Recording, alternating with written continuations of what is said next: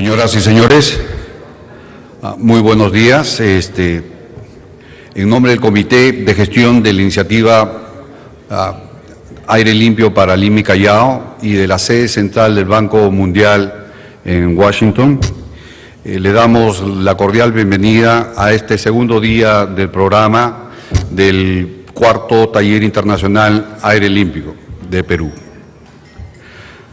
Ayer hemos escuchado a reconocidos expertos ambientales y de gestión de calidad de aire latinoamericanos, quienes nos han transmitido su destacada experiencia en diversas importantes ciudades latinoamericanas como el Distrito Federal de México, Sao Paulo, Buenos Aires, Bogotá, el Valle de la Burra y, por supuesto, Lima y Callao, resaltando los peligros de la exposición de contaminantes atmosféricos y el impacto de estos en la salud de la población, en la economía y obviamente en el cambio climático a escala global.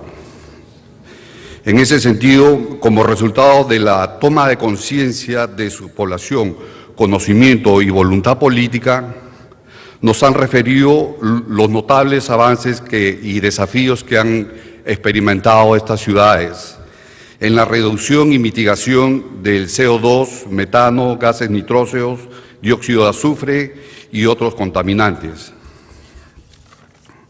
Con el afán de lograr una visión integral sobre esta problemática que anima a este taller y con el fin de alcanzar los objetivos establecidos para este evento, es decir, generar conocimiento, conciencia y voluntades entre la población, autoridades y profesionales del área metropolitana de Lima y Callao. Hoy diversos destacados especialistas nos expondrán sobre diversos temas relativos a los alcances de la masificación del gas natural, la mejora de los combustibles, la reducción de emisiones, la política de calidad de combustibles, el transporte, estrategias ambientales, entre otros importantes temas. En ese sentido, me es grato presentar al señor Carlos Paredes Salazar, que es el jefe del Departamento de Negocios Corporativos, Infraestructura y Medio Ambiente de la Corporación Financiera de Desarrollo, COFIDE, quien nos hablará sobre la masificación del gas natural vehicular, GNV, y sobre los avances, perspectivas y costos. Por favor, denle un cordial saludo al señor Paredes, quien le pido se acerque al estrado. Muchas gracias. Estimados amigos, buenos días. En primer lugar, agradecer a los organizadores del evento por tener esta oportunidad de compartir unos minutos algunas de las experiencias que en los últimos 10 años, ya van a ser 10 años, iniciamos de la mano de socios estratégicos públicos y privados con los cuales hemos venido compartiendo esta aventura, este sueño, esta ilusión que en algún momento parecía casi una locura de poner gas natural en el Perú y hacer que esto llegara a la mayor cantidad de peruanos.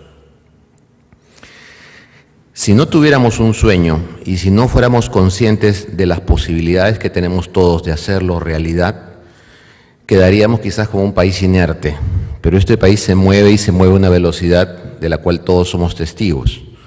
En 1983 el Perú tenía un Producto Bruto de apenas 20.000 millones de dólares. Hoy manejamos 200.000 millones de dólares anuales, es decir, crecemos en un mes lo que antes crecíamos en un año. Y la perspectiva en los próximos 10 años, aprovechando los recursos naturales, básicamente los renovables y por supuesto también el gas natural, tiene y le da a Perú una perspectiva de crecimiento y una posibilidad de alcanzar en los próximos 10 años un PBI de casi 400.000 millones de dólares, el doble de lo que hoy tenemos. En esa oportunidad y en este gran reto para este país, vamos a ver un poco esta experiencia y de qué manera contribuye también a este crecimiento.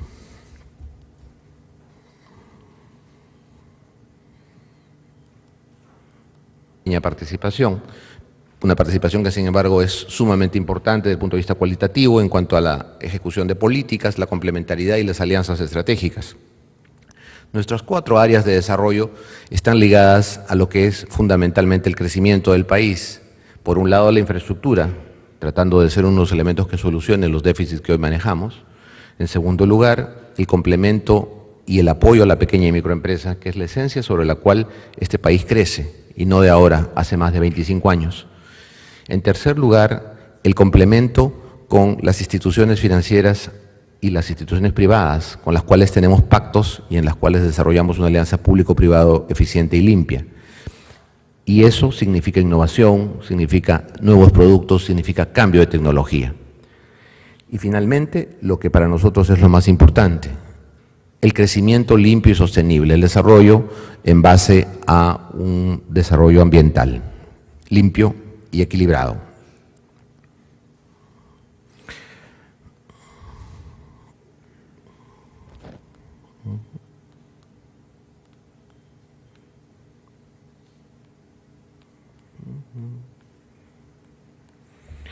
Bueno,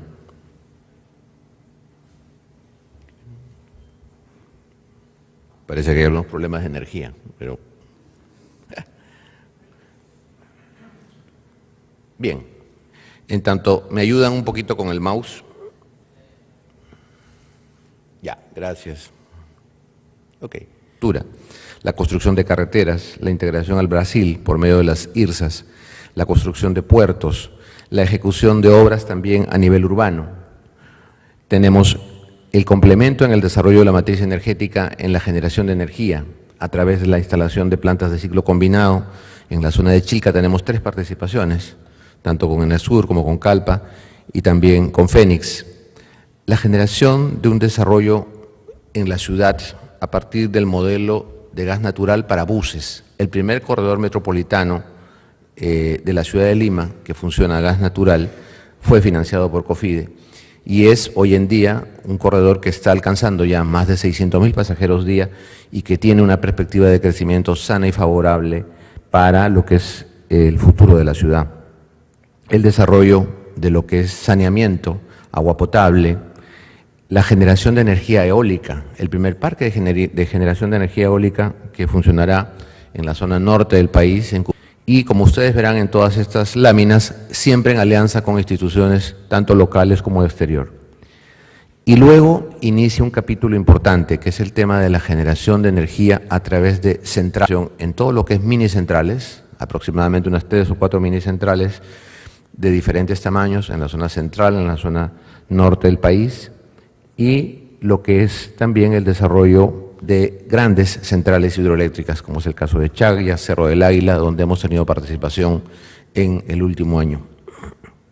Dentro de la ciudad, a través de una emisión de bonos de más de 600 millones de dólares, tomamos una participación en lo que es el proyecto Línea Amarilla o Vía Parque Rímac. Este proyecto representó una inversión para la corporación de aproximadamente 90 millones de dólares, en una colocación por primera vez en soles a 25 años.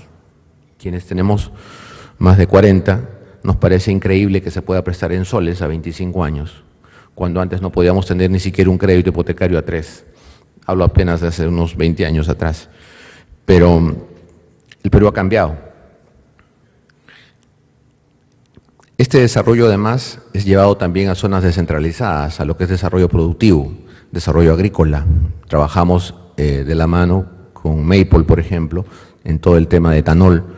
Somos uno de los principales agentes de financiación en la introducción de esa tecnología, en el desarrollo pesquero, en el desarrollo de industrias extractivas, y en los últimos 4 años hemos sido asesores de Petroperú en este proceso largo de financiamiento y de realización o de ejecución de la modernización de la refinería de Talara. Como es de conocimiento público, a finales del año pasado se obtuvo, mediante una ley del Congreso, un aval, una garantía de la República que permite cubrir parte, digamos, de los riesgos o de las posibilidades de desarrollo de este proyecto, que asciende a casi 3.500 millones de dólares entre financiamiento directo y implementación de plantas tercerizadas, y el Estado, a través de esta garantía, por un tope de 1.000 millones, confía y fortalece a Petroperú y ayuda a que este financiamiento de largo plazo, que será aproximadamente de 20 años, se pueda concretizar. La primera etapa ha concluido ya en cuanto al cierre financiero para un crédito de 500 millones como inicio del proceso y esperamos que en las próximas semanas podamos ya dar oficialmente inicio a este proceso que el país ansía. Y en lo que es política de cambio climático, los instrumentos con los cuales la corporación trabaja están directamente vinculados a una experiencia que fue primero Cofigas, este programa que ahora vamos a recordar un poco, y también el desarrollo de otro programa que es Bionegocios, que tiene que ver con el financiamiento de energías renovables, la eficiencia energética, el desarrollo amazónico, etc.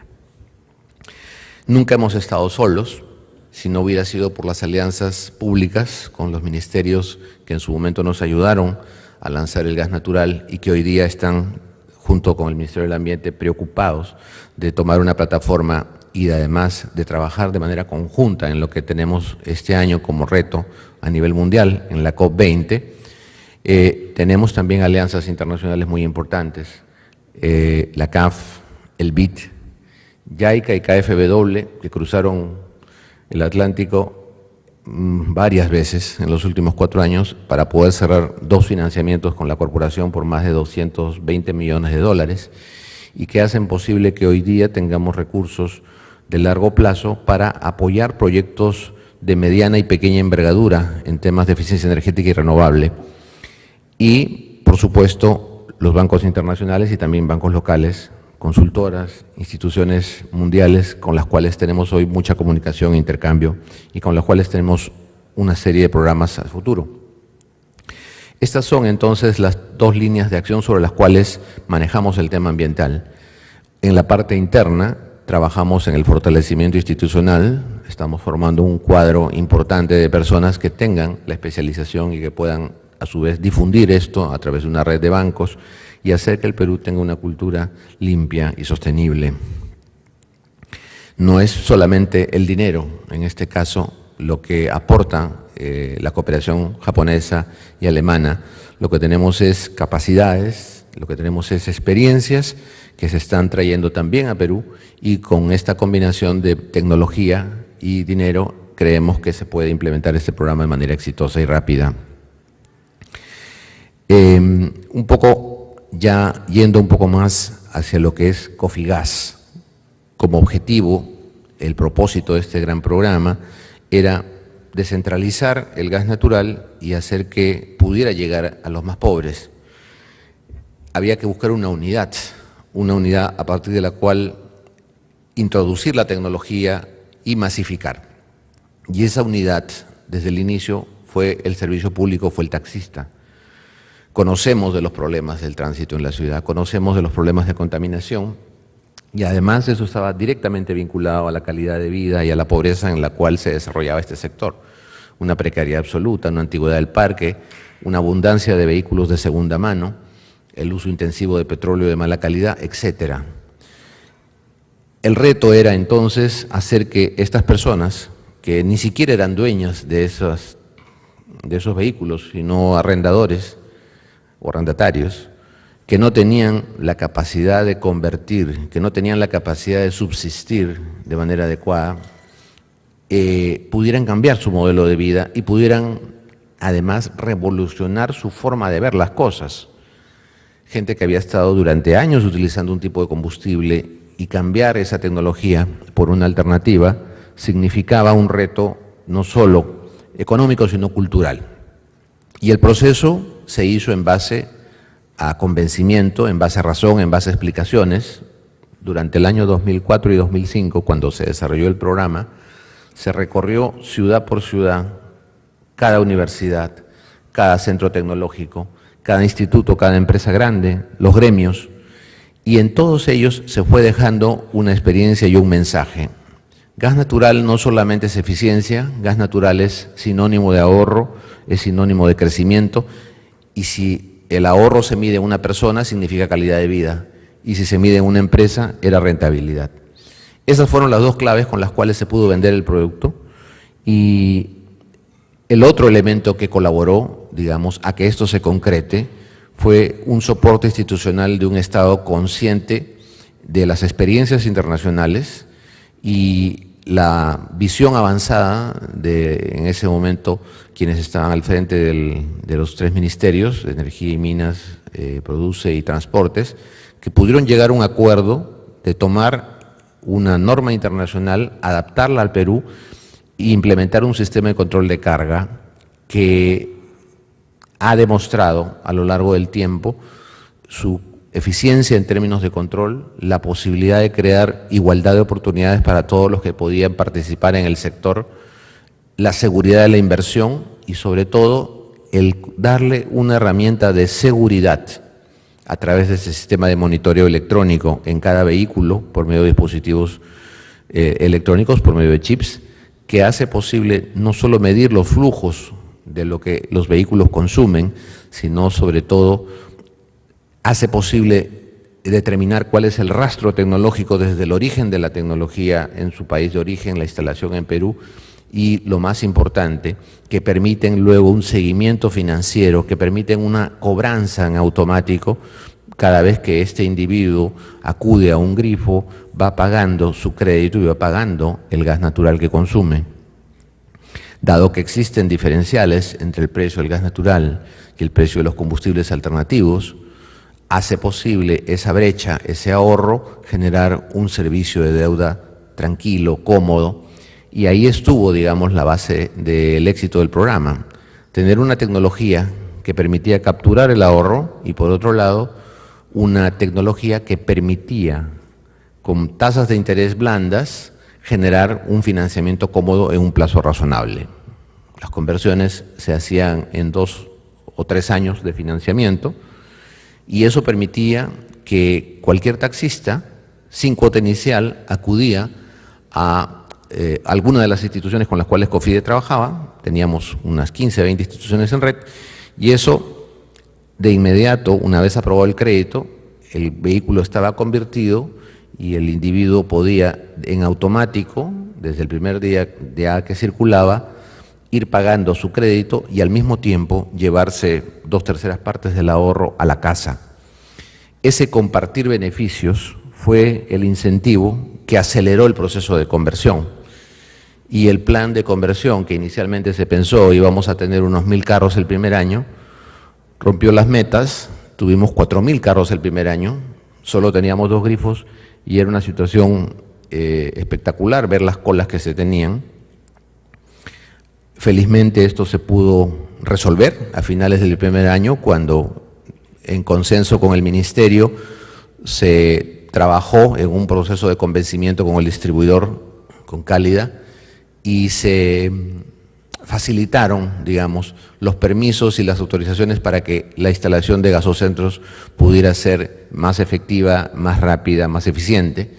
Y a partir de enero del 2006 se instalaron casi un promedio de 1 o 2 gasocentros por mes y la demanda fue creciendo de manera inédita. El sistema, como decíamos anteriormente, no solamente tiene la posibilidad de controlar la parte tecnológica, sino que también controla la parte de seguridad y controla la parte de financiamiento. Ha hecho posible que tengamos inversiones considerables y esas inversiones se pueden medir en casi 5.000 millones de dólares de valor generado, donde no teníamos un vehículo o donde no teníamos un proveedor de gas natural, hoy tenemos una red de más de 200 grifos, más de 160 talleres que convierten y casi 177.000 usuarios. Usuarios que, si bien es cierto, al inicio tenían un tico, hoy día tienen un vehículo propio y un vehículo de mejor calidad. Al principio quizás había algunos carros de segunda mano, hoy básicamente los carros tienden a ser autos nuevos. Y todo esto gracias a que existen 5.000 millones de dólares que se han generado en casi 9 años de trabajo y que han hecho posible que se genere empleo, se genere circuitos virtuosos de inversión, de beneficio para todos. Lo más importante de esta cifra, de estos 5.000 millones de dólares, es que la mitad, casi 2.600, están en el bolsillo de las personas. Y eso ha significado calidad de vida, mejora y orden en sus casas, mejor educación para sus hijos, condiciones de vida que antes eran totalmente ajenas a un taxista que no era sujeto de crédito. Hoy hay más de 100.000 personas que acceden al crédito, y ya no solamente vehicular, sino de cualquier tipo, porque los bancos ya los conocen, saben que son buenos sujetos de crédito y este proceso camina. Y solamente para hablar de lo que es el monto de financiamiento, se movilizaron 750 millones de dólares para tener este nivel de beneficios. O sea, la inversión que hubo que hacer desde el lado privado y público para mover este monstruo fue solo 700 millones de dólares desde el punto de vista de financiamiento a los usuarios. En realidad una cifra bastante pequeña para los beneficios que se han obtenido en el lado público y en el lado privado. ¿Qué representa esto? Casi 2.3% del Producto Bruto. Significa que tenemos más de 95.000 usuarios que han tomado crédito y que lo han cancelado. Tenemos casi 38.000 vehículos nuevos y hay, por supuesto, todo el beneficio en términos de empleo que esto representa. Se han ido generando hitos. Recuerdo el 2008, cuando se vendió el vehículo 100.000 a gas natural. Recuerdo, por ejemplo, cuando empezamos el chatarreo hace 2 años en el programa del Metropolitano, se empezaron con fondos privados de los propios usuarios a adquirir unidades que fueron saliendo de mercado. Y se empezaron a financiar flotas, pequeños lotes de 10, 15, 20 unidades que hoy día ya de manera oficial la municipalidad, a través de las bases de los concursos de corredores complementarios, hace posible que la ciudad tenga ya un proceso ordenado y ya no pensemos en financiamiento de pequeños paquetes, estamos hablando de consorcios que adquirirán 700, 800 unidades, financiamientos para los cuales ya estamos trabajando. El caso del Metropolitano, que fue un proceso duro de modificación de patrones culturales, porque hubo que convencer a la autoridad, en primer lugar, a la municipalidad, en segundo lugar, convencer al mercado, convencer a los proveedores y a los usuarios que era factible tener gas natural en buses y era factible tener un sistema de este tipo. Hoy tenemos una tecnología que está a la vista de todos, una tecnología que le da la posibilidad y la oportunidad de acceder a las personas y que va a hacer posible el proceso de reforma del transporte público. Si no hubiera gas natural, si no se tuviera esta posibilidad de reducción de costos de básicamente 50% en promedio respecto a los costos actuales de combustibles, sería casi imposible pensar en una renovación de flota de esta forma. No hubiera sido en todo caso el capital nacional el que hubiera podido acceder al crédito. Hubiéramos tenido que traer inversionistas extranjeros y seguramente reducir y desplazar a la mayor parte de transportistas locales. Pero, viéndolo de esta manera, el gas natural se convierte en el mejor socio del empresario peruano. Bueno, temas de historia, las redes de instituciones con las cuales trabajamos en su oportunidad, cómo se fue incrementando la participación del vehicular respecto a los otros consumos de gas natural y algunos programas de cómo se han ido modificando, algunos buses que circulan en la ciudad, uno los puede reconocer y son buses que hoy día trabajan a gas. En términos de estructura de financiamiento, hubo también todo un cambio. Antiguamente los bancos prestaban solamente contra una garantía y en este caso lo que se procuraba era que hubieran propiedades, casas, es decir, activos con los cuales respaldar el crédito. Cuando se financia en base al flujo, cuando se financia en base a una tecnología que tiene un ahorro, lo que las instituciones financieras permiten es trabajar con contratos de fideicomiso, trabajar con esos flujos a futuro, tener un medio de pago a través del sistema y este dispositivo de Infogas con el chip, y eso hace posible que los negocios prácticamente se financien en marcha. Con una cuota inicial o una garantía muy pequeña se dan financiamientos de 7 a 10 años y en las condiciones en que la empresa puede ir pagando, se genera una economía importante y una nueva forma de ver las cosas. Lo mismo podemos decir a nivel de los autos. O sea, inicialmente siempre la idea era un auto nuevo tiene que tener no solamente una prenda, tiene que tener una garantía extra negocio. Tenemos que tener individuos que estén totalmente demostrados que tienen una capacidad muy grande y un sueldo fijo. Bueno, los 38.000 autos de los que les hablo, que son autos nuevos, han sido básicamente autos adquiridos por taxistas, donde su ingreso lo ha dado la historia que han registrado en los bancos en los últimos 5 o 6 años en base a este sistema que les mide cuánto consumen y cuánto pagan. Y esa es la nueva forma de ver las cosas desde el punto de vista financiero. O sea, no solo el que tiene activos tiene derecho a ser feliz, también el que tiene una posibilidad de trabajo y demuestra que es responsable y constante puede acceder al crédito. Este es un esquema que en su momento también fue revolucionario, fue el esquema de estructuración del metropolitano. Significaba participar desde un proveedor que montaba buses en Perú, que adquiría tecnología en China y que necesitaba capital de trabajo, en este caso Moasa. La forma en cómo lo conseguimos fue a través de financiar a los 4 operadores que tenían un derecho de concesión, que no tenían un gran capital, pero que sí tenían un futuro en base a un contrato. Y así se colocaron $200 millones que hoy día están felizmente trabajando de manera adecuada y esperamos que en los próximos años puedan incrementar incluso su participación. Hablar del proceso de chatarreo, en el caso específico del metropolitano, ha representado una inversión y el tener hoy día un volumen importante de vehículos que en base a casi $6 millones que hemos utilizado a la fecha, han sido ya procesados más de 500 de estos vehículos en una planta de chatarreo que ha tenido ya comprobación y éxito en cuanto a los resultados. Ahí vemos en total más de 713 vehículos entre buses, combis y microbuses.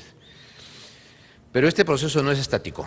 Lo que plantea ahora es un proceso centralizado. El proceso descentralizado se está haciendo de 2 maneras, del lado privado y del lado público. Del lado privado tenemos ya una red que nació en Piura, que tiene algunos grifos en la ciudad de Chiclayo y que en base al gas que se puede obtener de Talar y la región norte, está generando un corredor que llega en agosto, seguramente en julio debemos estar inaugurando una estación en Trujillo importante, Chimbote, con lo cual las principales ciudades del Perú, es decir, Piura, Chiclayo, Trujillo y Chimbote, tendrían ya gas natural y podríamos tener transporte de manera permanente en esa zona. En el caso de Trujillo, anuncio, para el mes de julio debemos estar implementando y trayendo el primer lote de 50 a 70 unidades de buses a gas natural en lo que será el primer financiamiento de la ciudad de Trujillo, que se completará a diciembre con 200 unidades y tendremos seguramente el próximo año todo Trujillo trabajando solo con buses a gas natural. Ese es el modelo que queremos replicar luego en las demás ciudades del país. Y por supuesto, hay una serie de medidas de promoción que el Estado ha venido coordinando del lado público. Estamos generando la posibilidad de tener un programa que, aprovechando el beneficio del FICE, pueda facilitar la conversión y la introducción de esta tecnología en zonas que tienen un poco más de dificultad por el acceso y por la distancia. Estamos hablando básicamente del programa de implementación del gas natural para la Sierra Sur del Perú.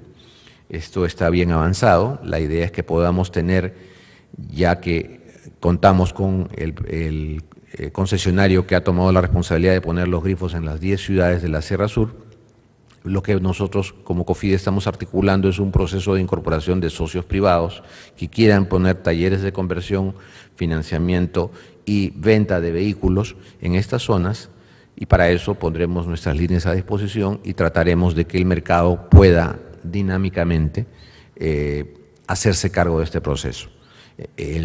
La ventaja, digamos, del despacho está en que el precio del gas natural tendría un apoyo en parte y también el proceso o los costos de conversión serían en parte asumidos por el FICE. Los otros elementos de crecimiento están en el LNG. El LNG ha sido ya concesionado, se está generando el proceso de inversión y la determinación de cómo es que se va a determinar el transporte y la distribución en cada ciudad. Ahí estamos hablando ya de procesos mucho más grandes y tendremos entonces gas natural competitivo, aparte del físico que hoy día ya se maneja en la zona norte y extendido al resto del país. ¿A dónde apuntamos? Vamos a saltar un poco estas láminas, que son básicamente los planteamientos de futuro, y vamos a tomar algunos elementos que también se están complementando. Una política del Estado que va a llevar a conversión de flota del Estado. Hicimos casi 300 vehículos el 2006 y ahora se está trabajando un paquete mucho más grande.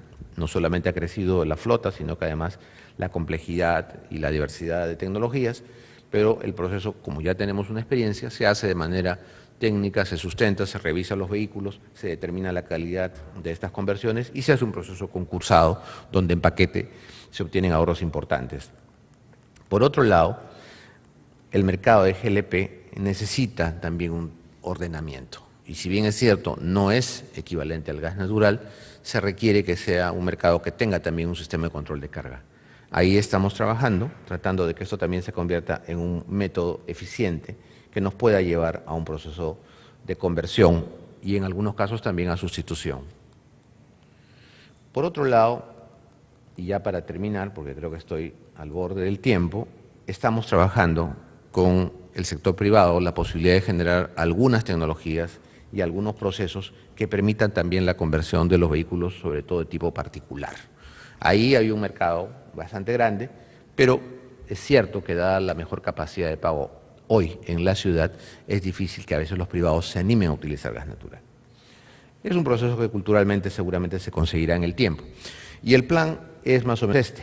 Alrededor de 10 ciudades con las cuales ya tenemos trato y pacto, donde estamos trabajando estos modelos tipo Trujillo, donde pensamos trabajar primero con el transporte público y de ahí al revés, digamos, comenzamos con los buses y vamos bajando a los autos, tratando de que sean sustituidos los antiguos y que se trabaje solo con autos nuevos o los más recientes, y el plan es en el 2021, en el año del bicentenario de la independencia, tener también independencia energética, alcanzar por lo menos 700.000 vehículos convertidos o exclusivos a gas natural y reducir nuestra dependencia en términos de importaciones. ¿Que es factible? Sí. ¿Cuáles son los próximos sectores donde vamos a trabajar? Además de intensificar la labor en el transporte público urbano, es ingresar al transporte público interurbano, interprovincial, ahora que vamos a tener red, y tocar el transporte de carga. Ahí es donde el LNG tiene el gran espacio y hay más de 300.000 vehículos en ese segmento que consumen, son los grandes consumidores de combustible en este país y son los que movilizan la economía y sobre los cuales queremos generar esta eficiencia. Para terminar, bueno, decirles que estamos trabajando en alianzas ya no solamente con bancos internacionales, también con compañías de seguros, con empresas internacionales que garantizan y que quieren participar en el proceso de Perú, en China, las empresas de seguro, en Europa, empresas que aseguran también no solamente daño, sino también riesgo crediticio, o sea, que intervienen en este proceso de financiamiento, y lo que esperamos, tipo Trujillo, generar un modelo que de la mano con CAF, el BID, etcétera, pueda ser replicado y pueda llegar a todas las ciudades y alcanzar esta meta, ¿no? 700.000 vehículos, que quizás hoy parece un sueño. El 1 de enero del 2006, cuando este sistema inició oficialmente, nosotros como COFIDE nos comprometimos a hacer 50.000 carros en 10 años. Estamos en el año 8 y estamos en 177.000. O sea, si hemos hecho 3 veces eso, creo que tenemos derecho a pedirles que ustedes tengan confianza que vamos a llegar a los 700.000 en el 2021. Muchas gracias al doctor Paredes. Voy a pedirles el enorme favor a los expositores que por favor se ajusten al tiempo de 25 minutos como máximo, debido a que tenemos un programa muy ajustado hoy día, y les rogaré que puedan hacer un esfuerzo de síntesis. Sabemos que hay mucha información importante para transmitir, pero les pedimos encarecidamente su comprensión sobre los tiempos. Igualmente apreciaremos que todos los asistentes puedan poner en silencio o en vibrador sus celulares para no poder molestar o distraer a los expositores. A continuación, me es grato presentar al señor Arcedio Carvajal González, quien es representante de la Asociación Regional de Empresas del Sector Petróleo, Gas y Biocombustibles de Latinoamérica y el Caribe, ARPEL. Él va a disertar sobre avances en la mejora de la calidad de los combustibles de la región, perspectivas y retos. Por favor, un fuerte aplauso para el señor Carvajal. Bien, buenos días. Bueno, vamos a tocar el tema ahora sobre emisiones vehiculares en América Latina y el Caribe. Asociación de Empresas del Sector Petrolero. Agrupa a todas las empresas que tienen upstream o downstream en lo que es el Caribe y Latinoamérica. El propósito es facilitar, digamos, la integración, el intercambio de información entre estas compañías, ¿no? Y asimismo hacer sinergias con los representantes de los diferentes gobiernos en cada uno de los países donde trabaja la industria petrolera. Los socios de ARPEL son las empresas más emblemáticas del sector hidrocarburos. El plan de acción pues, está orientado básicamente al dictado de cursos, organización de talleres y conferencias relacionados con nuestra industria del petróleo. Como les comentaba, el objetivo de ARPEL al final es lograr que haya una comunicación, intercambio de experiencia, conocimiento entre las compañías que son miembros de ARPEL y asimismo trabajar en conjunto con las organizaciones de cada gobierno en cada país. Las empresas asociadas, como ven en la pantalla, pues tenemos PDVSA, Repsol, YPF, está también Petroperú,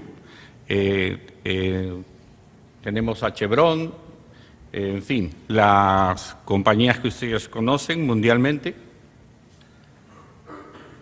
Tenemos también la institución, digamos la red institucional, a través de socios en los que participan digamos, IPIECA, IBP, AIE, diferentes organismos institucionales que son parte de ARPEL. Y también existen alianzas con diferentes entidades que todas ellas están relacionadas con el tema combustible, energía. ¿Cuál es la visión? La visión es ser un referente en la consolidación de la industria como proveedora de energía. El negocio de nuestras compañías es suministrar energía al mundo, a la población. La misión, pues, proveer la integración, el crecimiento, la excelencia operacional y eficaz desempeño socioambiental en la industria. Dentro de lo que es la región, facilitando el diálogo entre todos los interlocutores que tienen que ver con el tema energético.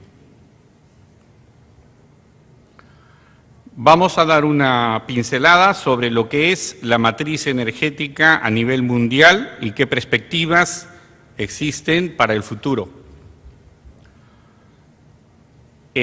Actualmente, el 82% de la energía mundial es provista de combustibles fósiles. La realidad es esa. Al 2014, pues, el 82% de la energía que mueve el mundo viene de energía fósil, hidrocarburos. En el corto plazo no va a haber un cambio significativo, no se vislumbra que haya un cambio radical en el tema. Recuerden que el gas natural es también hidrocarburo. Estamos dentro de lo que es la misma materia prima.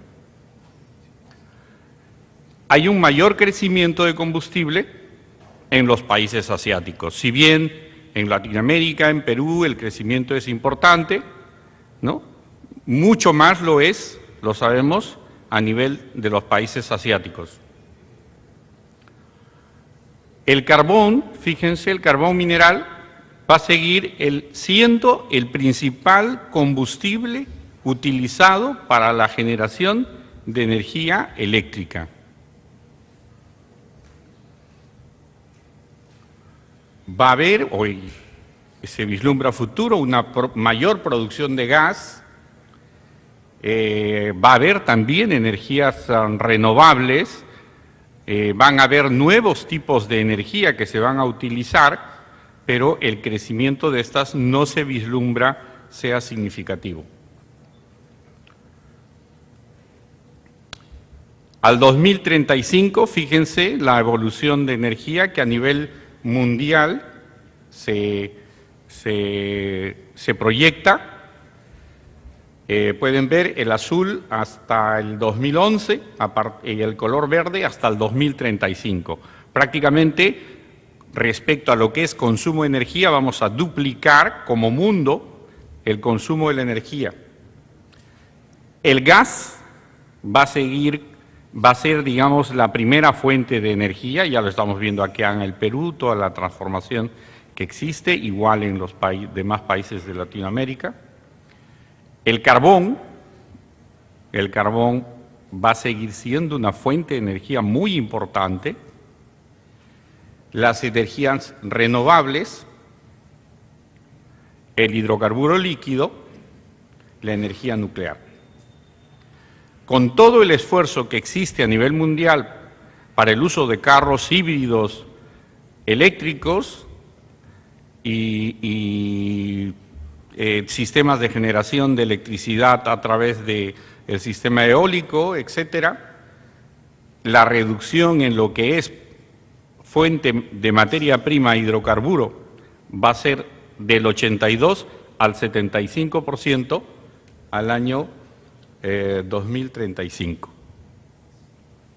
Es decir, que seamos conscientes que nos quedan muchos años más de emisiones de gases que provienen de la combustión de los hidrocarburos, sean estos gas natural o combustibles líquidos o combustibles sólidos, como es el carbón. Producción de energía por regiones. Se puede visualizar nuevamente que es la región de Asia-Pacífico la que más crece. Para nosotros, Sudamérica, no existe un cambio radical, va a haber un crecimiento, pero no es muy importante si lo comparamos con el sector de Asia-Pacífico. Dentro de lo que son nuevas formas de energía, que apenas llega al 18% el 2035, tenemos la energía renovable, tenemos el shale gas, las arenas, el oil sands, biofuels y todo lo que ahora mismo se está promocionando. El crecimiento mundial a nivel mapa mundial, nuevamente China, países asiáticos, son los que van a liderar el consumo de energía. En lo que les comentaba, el carbón va a seguir siendo la principal fuente para producir la energía eléctrica.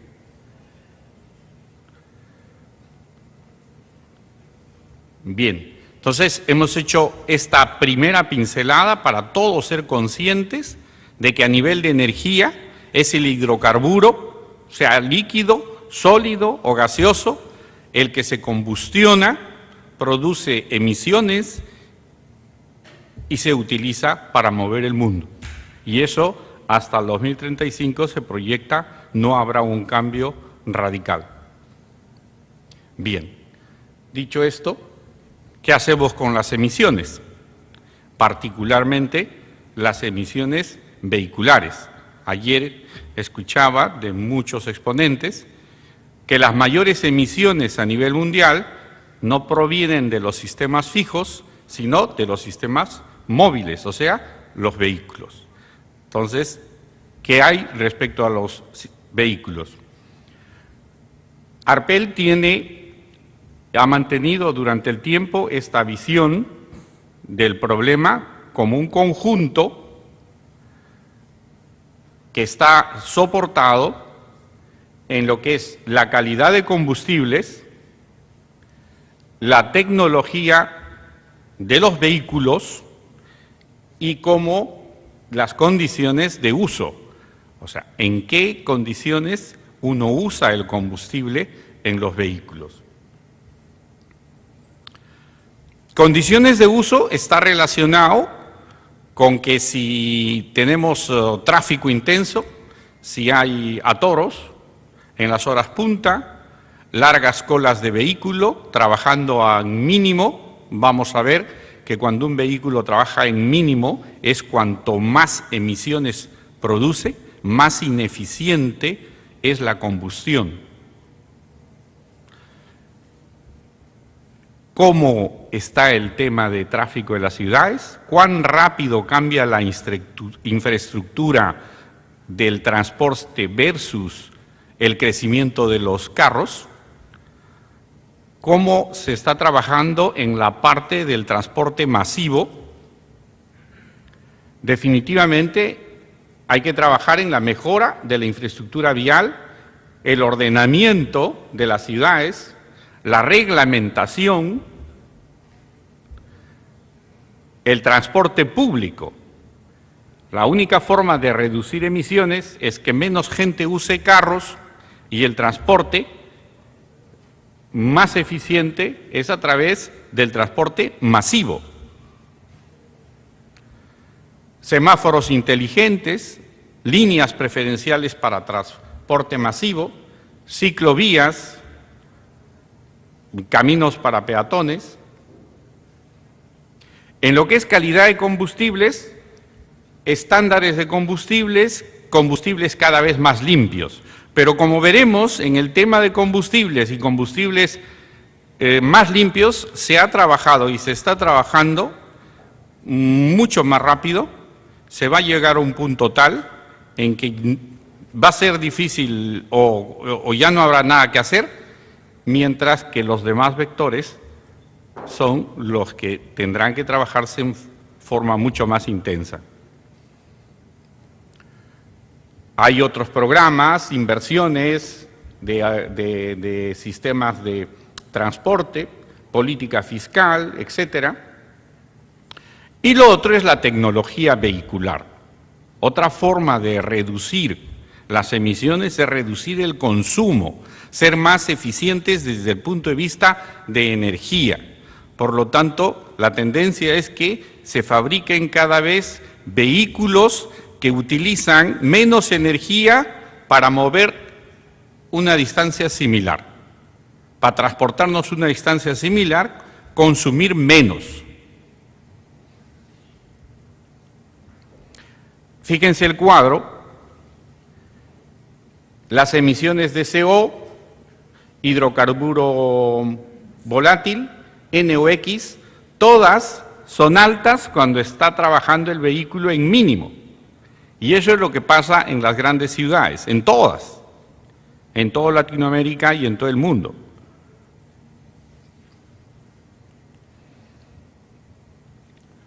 ¿Qué es lo que va a pasar respecto a las flotas vehiculares?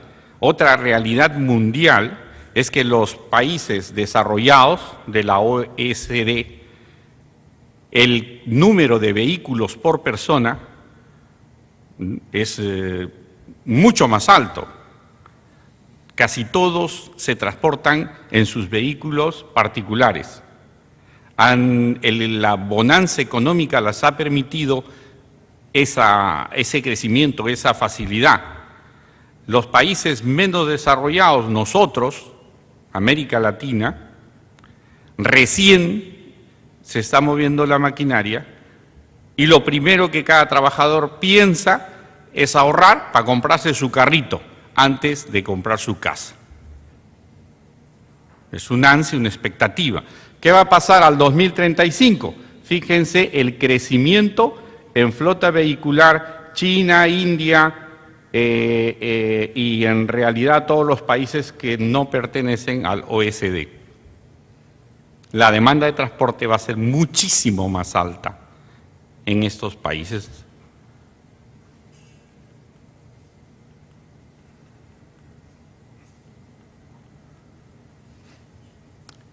Lo que les comentaba. ¿Qué es lo que hay que hacer entonces? Economizar el combustible. ¿Les preocupa a las refinerías esto? No, porque igual el consumo se va a duplicar. Va a haber crecimiento, va a haber que ampliar las refinerías. Igual, las refinerías también trabajan en consumir menos energía para producir los combustibles que venden. El problema mundial es reducir el consumo de combustible, hacer carros más económicos, tipos de vehículos que van a ser al 2035, los convencionales, los híbridos, de las diferentes modalidades, el desarrollo de la tecnología. Al final, los vehículos particulares, los autos, son los que menos consumen si uno compara con el transporte naviero, con el transporte de camiones, etcétera. Y quieran o no, esa energía solo es alcanzable con los combustibles líquidos. Imagínense ustedes tener buques transportados con GNV. La mayor cantidad de carga en el mundo se mueve con buques. Bien, respecto a la calidad de combustible, se ha trabajado mucho a nivel mundial. Es el primer foco en el que se ha trabajado a nivel de todas las refinerías. Primero, lógicamente, los países más avanzados, luego nosotros en Latinoamérica, todos en los programas de reducción de diésel. Si vemos cómo ha evolucionado la calidad del diésel, el 2001, el contenido de azufre, hablábamos de 500 partes por millón en el caso de los países que tenían más afectación, en pequeñas ciudades focalizadas donde había más emisiones. Esto se ha ido reduciendo a través del tiempo. Ya 13 años después, esta cosa no funciona. Creo que la pila no está tan buena. 2007, en México, por ejemplo, ya toma niveles de azufre más pequeños y así al 2014, en el Perú ya existe por la mitad del país, tiene diésel de 50 partes por millón. Ayer nos mostraban cuadros donde las emisiones de SO2 todas están alineadas bien en Lima, pero hay problemas con particulados en muchas ciudades. Parece ser un tema que no solamente depende del tipo de combustible. Luego de 50, Chile ya está en 15. No sé si Chile ya habrá resuelto su problema de contaminación en Santiago con 15 ppm. Me parece que no todavía. Y a dónde más ya se va a reducir el azufre en diésel, ya queda muy poco margen. Igual en las gasolinas hay el mismo progreso. Y lo que tenemos de referencia es de que en la región, Refinería La Pampilla tiene el compromiso con el gobierno para el 2016 estar produciendo todo el diésel con menos de 50 partes por millón, y Petroperú nos lo va a contar en la exposición que tienen hoy día en la mañana, pero está en la misma línea. O sea, el combustible en el Perú va a ser con mínima cantidad de contaminantes. ¿En qué cosa falta trabajar? Aquí y en todos los países de Latinoamérica, trabajar mucho en lo que es transporte, control del parque automotor, de los motores, revisiones técnicas, infraestructura para que haya un transporte masivo, preferencial, disminuir la cantidad de carros antiguos con grandes emisiones por desperfectos mecánicos, porque ahí de nada sirve el combustible limpio. En un carro que tiene un equipo dañado, va a haber emisiones de CO, de hidrocarburo volátil, o sea, de nada vale usar el combustible que se va a producir o que ya se está vendiendo. En lo que son combustibles alternativos, ya Perú está en el uso de alcohol en 7.8% y en biodiesel ya está con el B5 en 5%. Todos los demás están por ese orden. ¿En qué trabajan ahora las refinerías? Bueno, como les decía, si hay más demanda, va a haber más demanda de combustible por más carros, más vehículos, hay que construir refinerías nuevas, hay que ampliar capacidades de refinerías. Hay que instalar plantas para alcanzar el nivel de combustible limpio, aumentar la capacidad de procesamiento, la optimización del consumo energético, implementación de nuevas tecnologías en el control de los procesos y la seguridad de las instalaciones. En eso están focalizadas las refinerías en Latinoamérica principalmente. Bien, ¿qué conclusiones? Queramos o no, la realidad es que van a cubrir el suministro de la energía en el mundo por mucho tiempo más. Estos combustibles, para producir energía, tienen que quemarse.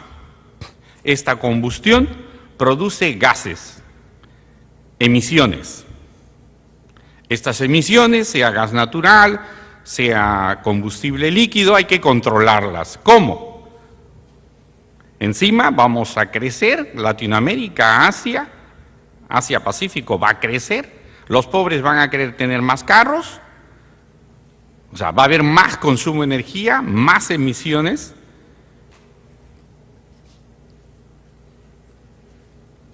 Trabajando en los vectores, que ARPEL los tiene en su plan, en su pensamiento sobre lo que es el control de emisiones, que es combustibles, gas natural, muy bien, y reducir los contaminantes, que ya se está trabajando en eso.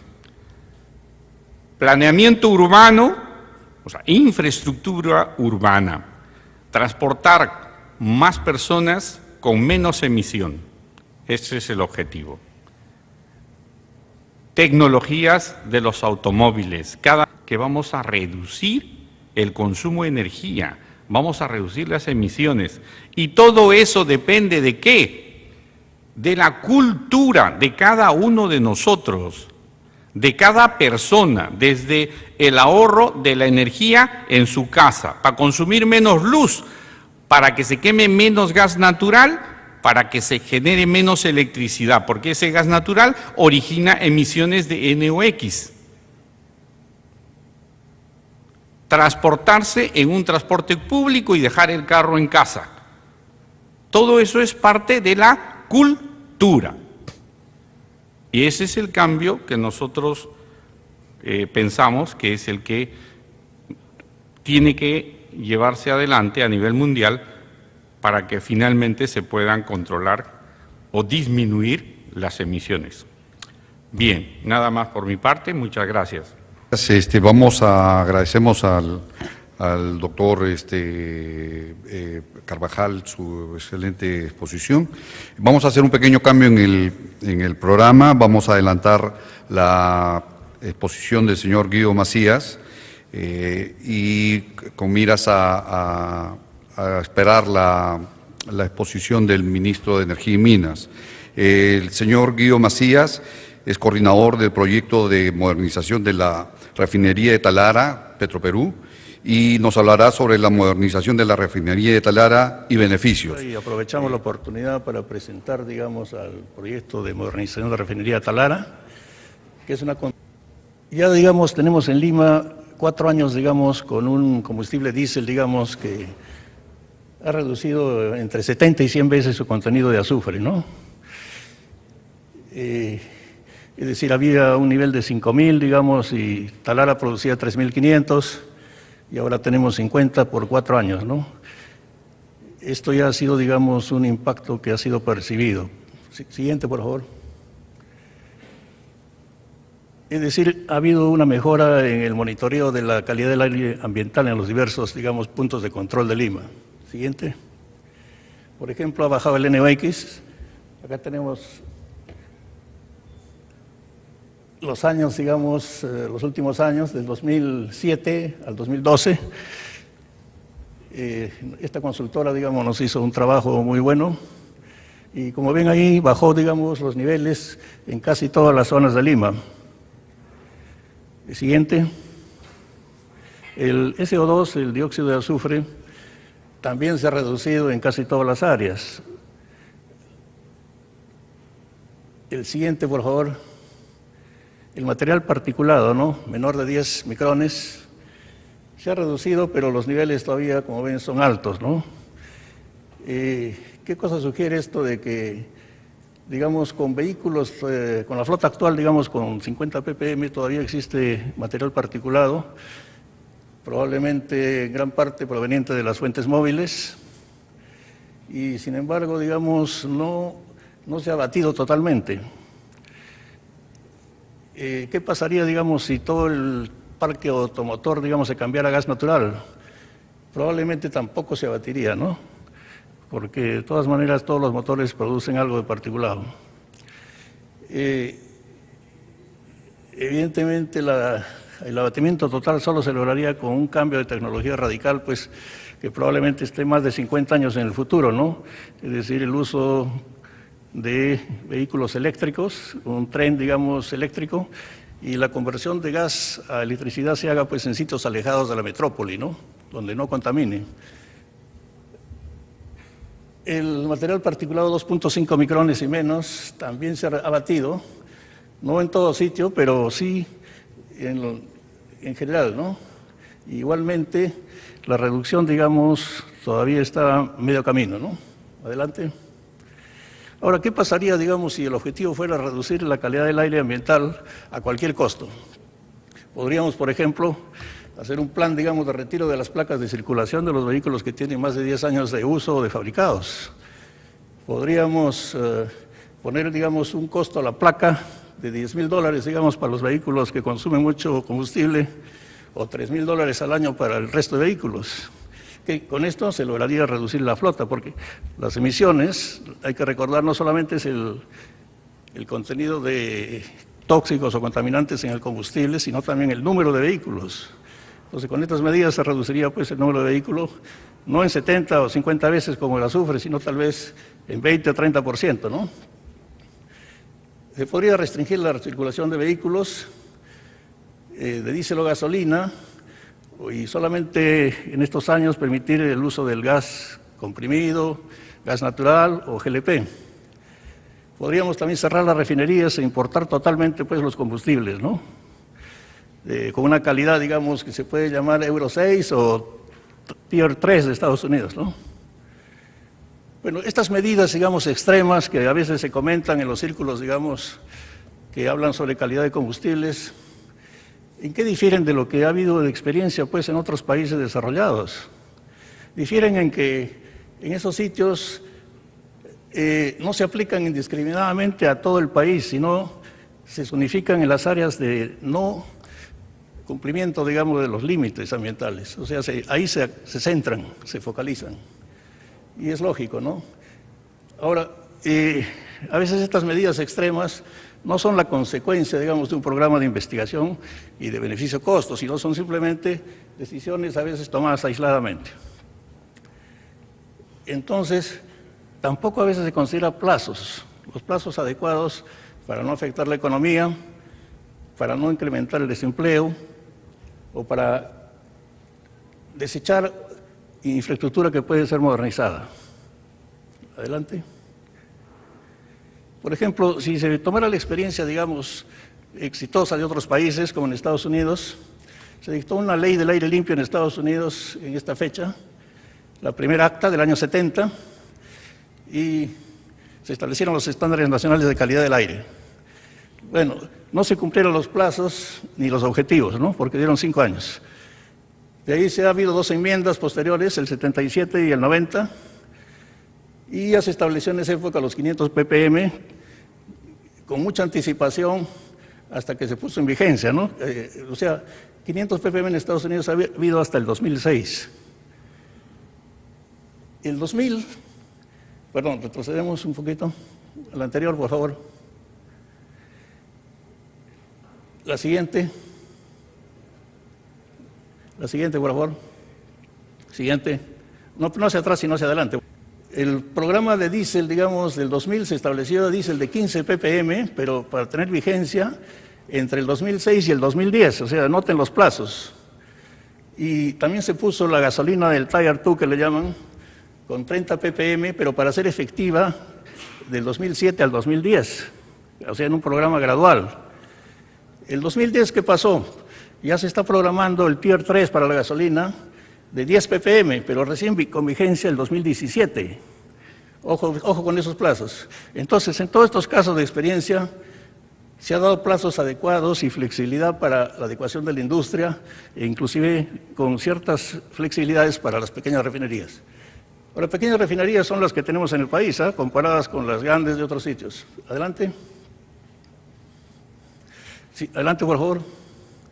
Bueno, esta es la historia, digamos, de la calidad en el Perú.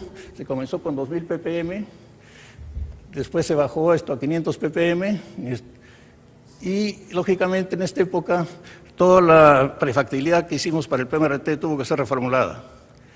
El 2007 se reformuló con 50 ppm y se ha seguido a la fecha, ¿no? Correcto. O sea, va evolucionando las restricciones, digamos, de ambientales, y eso modifica los proyectos. Adelante. Adelante, por favor. Adelante. Adelante, sí. Adelante. Bueno, acá tenemos el PMRT, es un proyecto que tiene unidades que aportan calidad. Por ejemplo, tenemos una desulfurizadora de diésel y gasóleos ligeros, y que también mejora el cetano. Tenemos una desulfurizadora de naftas y reformadora catalítica que reduce el azufre e incrementa la calidad octánica. Esto también conduce a menores emisiones. Tenemos una desulfurización de nafta craqueada que reduce el azufre en la gasolina craqueada y también reduce el azufre acá en el GLP. Adelante.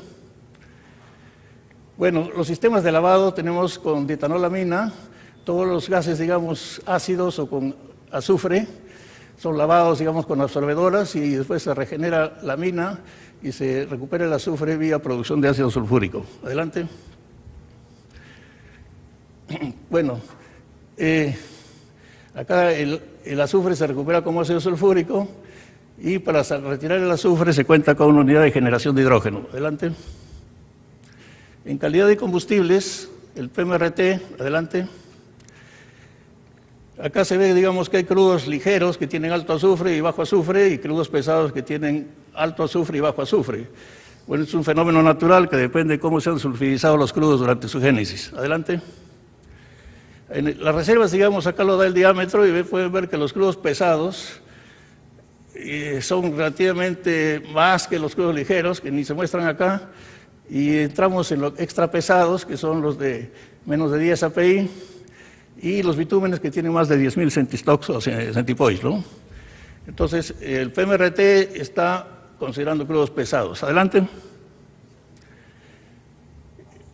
Acá tenemos los crudos disponibles, ya lo pueden ver con detalle, y lo interesante es de que vean de que crudo pesado, por ejemplo, tenemos acá la capacidad de procesar crudo pesado, ¿no? Adelante. El API promedio que se procesa actualmente es de 30 API y vamos a bajar a 23. Adelante. La calidad de las gasolinas ha habido que preverla desde que se inició el proyecto y vamos a producir 50, como lo dice la ley, unos parámetros, digamos, mejorados con respecto a lo que existe al presente, y puntualmente podemos bajar menos de 50, ¿no? Adelante. Correcto, acá por ejemplo podemos bajar a menos de 50. Adelante. Bueno, una calidad importante a notar, digamos, en el PMRT es que vamos a reducir la tendencia del diésel a formar particulados, y dentro de esos particulados, las partículas, digamos, que tienen efecto cancerígeno, ¿no? Que son los aromáticos pesados con varios ciclos, ¿no? Anillos. Acá, por ejemplo, es un cabello humano y podemos ver que en su diámetro cabrían 20 partículas de 2.5. O sea, por eso es de que esas partículas ingresan a los alvéolos fácilmente, ¿no? Adelante. Acá la EPA dice, por ejemplo, que en estos material particulado, acá hay compuestos, digamos, que tienen acción cancerígena, y conforme, digamos, se mejora el cetano, se reduce la concentración de esos elementos, ¿no? Adelante. Bueno, estamos mejorando la calidad del GLP, adelante. Y acá, digamos, quería hacerles ver que el invertir en mejorar o ampliar las capacidades de la refinería sí es algo estándar en la industria. Más que hacer nuevas refinerías, se va hacia la complejidad. Cada vez que se requiere mayor calidad por ley o efecto ambiental, hay que incrementar la complejidad. En Estados Unidos había, por ejemplo, en esta fecha, el año 83, había 300 refinerías. Procesaban 17 millones de barriles por día y el promedio de refinería era de 60.000 barriles. En la actualidad se ha reducido a 140 y tantos refinerías, siguen refinando aproximadamente lo mismo, pero el tamaño ha crecido. Quiere decir que las refinerías chicas han sido, digamos, abandonadas, ¿no? Es decir, aquellas refinerías que no lograron adecuarse, digamos, a los estándares de calidad, dieron lugar prácticamente a su cierre y el crecimiento, digamos, de incomplejidad de las existentes, ¿no? Adelante. ¿Qué cosa hay de 3.500 ppm de azufre a 500 y a 50? Ha sido fácilmente 5 minutos, me dicen, correcto. Sí, va a haber suficiente. Para pasar de acá de 3.500 a 500 y a 50, la tecnología de utilización de hidrógeno es efectiva y es económica. Ya mucha gente está hablando de que en el país, al igual que en otros sitios, se debe ir a 10 ppm. Efectivamente, eso se va a hacer en el futuro en Refinería Talara. Ahorita puntualmente lo podríamos hacer con el PMRT. Hay nomás una situación acá que existe lo que se llama el azufre refractario al empleo del hidrógeno. Se requiere mucha presión, mucha temperatura, y ¿debido a qué? Aquí hay compuestos ya de este tipo, el 4,6-dimetil dibenzotiofeno, con un boiling point que está en el 10% superior de la destilación del diésel. De este tipo acá está su estructura y acá está el azufre escondido al medio con una cajita. Entonces, sacarlo de ahí, digamos, es muy difícil, necesita mucha presión. Nosotros estamos considerando una desulfurizadora de 100 bares que es capaz de llegar ahí, ¿no? Y también eliminar estos enlaces para reducir, digamos, la tendencia a formar humos en el diésel, ¿no? Bueno, entonces, ¿qué opciones vamos a tener en el futuro para adecuar el PMRT si se llegara, digamos, a 10 ppm o menos tal vez? Hay varias opciones. Reducimos, por ejemplo, el punto final de la carga, eliminamos estos compuestos difíciles de reducir el azufre, solo que eso va a costar más, ¿no? Va a haber menos materia prima. Podemos también hacer un proceso que está ya en etapa, digamos, inicial de aplicación industrial, la oxidesulfurización. No requiere hidrógeno y permite, digamos, eliminar casi 90% como un complemento. Es decir, esto sería demasiado costoso para usarlo, para reducir de estos niveles a menos de 10. Adelante, por favor. Entonces, acá ya terminamos la charla, donde decimos de que todas estas leyes, la del medio ambiente, la que redujo el contenido de azufre del 2006, la que dio fortalecimiento a Petroperú y la que últimamente salió para declarar de interés nacional el PMRT, estamos amparados en ellas y vamos a cumplir. Adelante. Los beneficios, adelante. Bueno, a través de una consultora se ha tenido estos beneficios y los importantes son estos de salud, ¿no? En la zona, digamos, directa de Talara, $1 millón al año. En Lima se estima 164 millones de beneficio por menores afectaciones a la salud. Y en el Perú, este total. Adelante. Empleo, lógicamente, como todo proyecto, el nuestro, el de La Paz, etcétera, va a dar más empleo. Adelante. Y también no se olviden del beneficio social, digamos, de dar trabajo y a jóvenes, que se está haciendo en Talara. Adelante. Muchas gracias. Buenos días, estimados señoras y señores. En primer lugar, las disculpas por el retraso, pero tocó estar en la apertura de la 35 sesión de la CEPAL. El tema era pactos para la igualdad, un tema sumamente importante en los esfuerzos de desarrollo y de mejoras y de reducción de igualdad, que no solo Perú, sino todos los países del continente llevan en este momento adelante. Es evidente que en este esfuerzo, las mejoras de salud, las mejoras de las vías de comunicación y lo que a ustedes les preocupa, el contar con un aire limpio, tienen un significado también importante. En efecto, me complace enormemente participar en vuestro cuarto taller sobre una temática que por muchos años he seguido de cerca. Soy convencido de que la calidad del aire, ligada a la calidad de los combustibles, ligada a las políticas de transporte, es esencial en la ruta del desarrollo sostenible. El ministerio que ahora me toca liderar es, en efecto, el responsable dentro del gobierno de formular y evaluar en armonía con la política general del país aquellas ligadas al desarrollo sostenible de los sectores minero y energéticos. La idea es generar riqueza que permita elevar la calidad de vida de los peruanos mediante un marco legal y normativo que facilite la inversión, fomente la competencia y proteja el medio ambiente. Y es justamente en cumplimiento de esta política energética que no de ahora, sino de hace un buen tiempo se han venido trabajando y estableciendo y poniendo en aplicación normas para mejorar la calidad de los combustibles. Y es sobre este tema que los cuales voy a hacer un poco el recorrido histórico y voy a hablar de algunas propuestas para seguir adelante. Como ustedes comprenden, se ha tenido avances, pero aún queda mucho para hacer.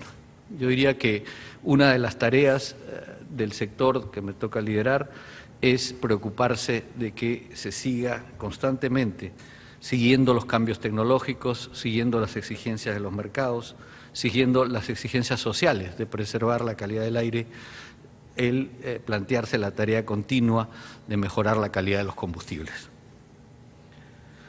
Una de las medidas que en la época me tocó influenciar aquí en América Latina y en el África fue la eliminación del plomo en las gasolinas, y esto hace un par de décadas. El primer país que se preocupó de optar esta medida fue Japón en los años 70, siguieron después Europa y Estados Unidos en la década de los 80.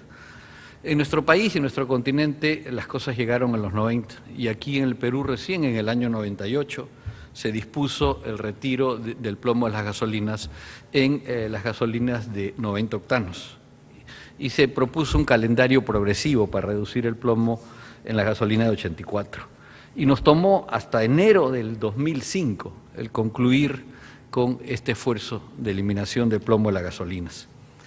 Un esfuerzo que ayudó a mejorar la calidad del aire notablemente, no solo porque las partículas de plomo son conocidos como un veneno para la salud, sino porque marcó el inicio del cambio ligado a los vehículos. O sea, al eliminarse el plomo, un veneno conocido para los convertidores catalíticos, se comenzó a tener un parque que tiene emisiones significativamente menores. Esto fue seguido unos 2 o 3 años después por el esfuerzo de incluir normas de contenido mínimo obligatorio de biocombustibles. El marco general de esta propuesta fue tratar de hacerlo en base a la libre competencia, en base a políticas de mercado y fomentar en paralelo el desarrollo agropecuario y agroindustrial.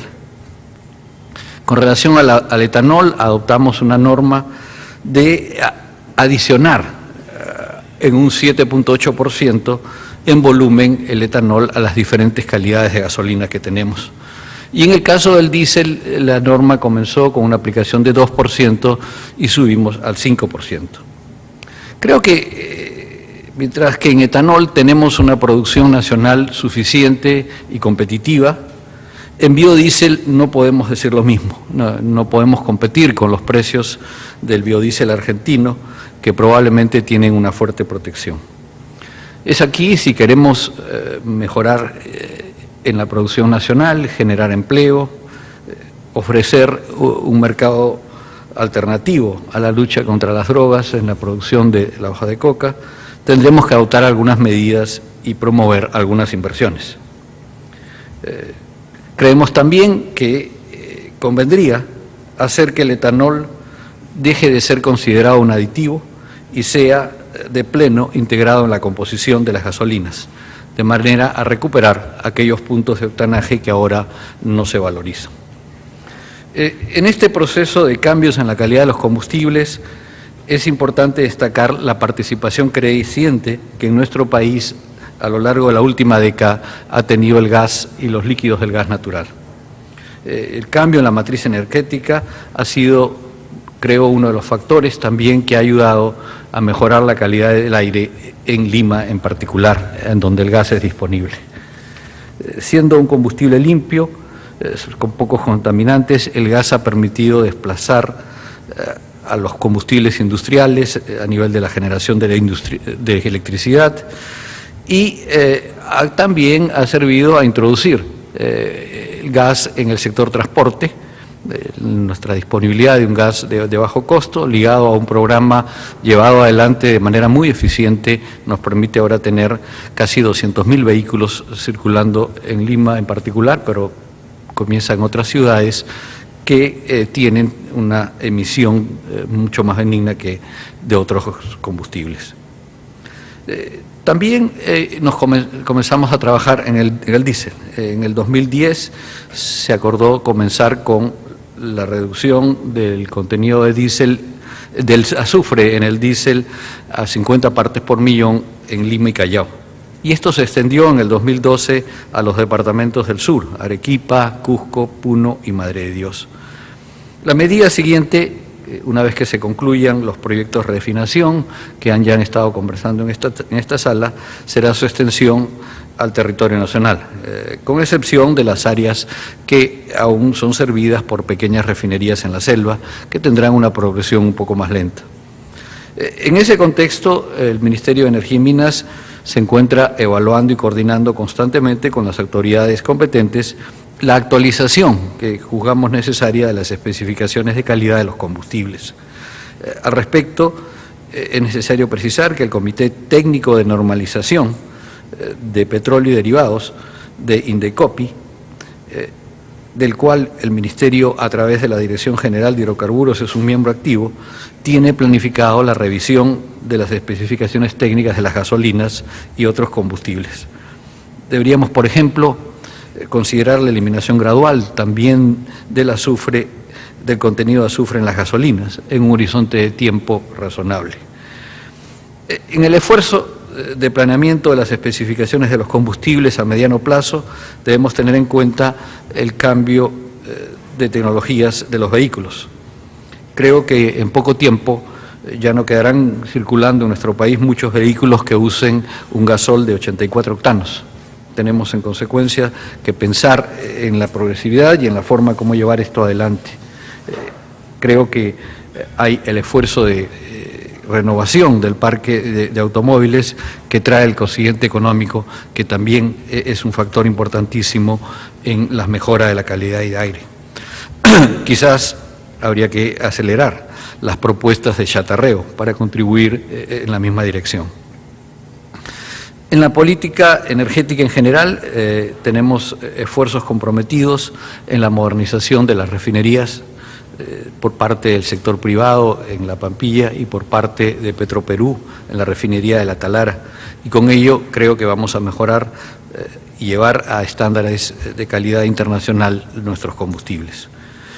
Una siguiente muestra de esta misma dirección de esfuerzos está en el desarrollo de proyectos como el Gasoducto al Sur, así como los proyectos de masificación de gas natural a nivel nacional, con la idea de llevar gas a beneficio de todos estos mercados y muy probablemente al sector transporte entre los prioritarios. Todo esto dentro de un enfoque de inclusión social que caracteriza al gobierno actual.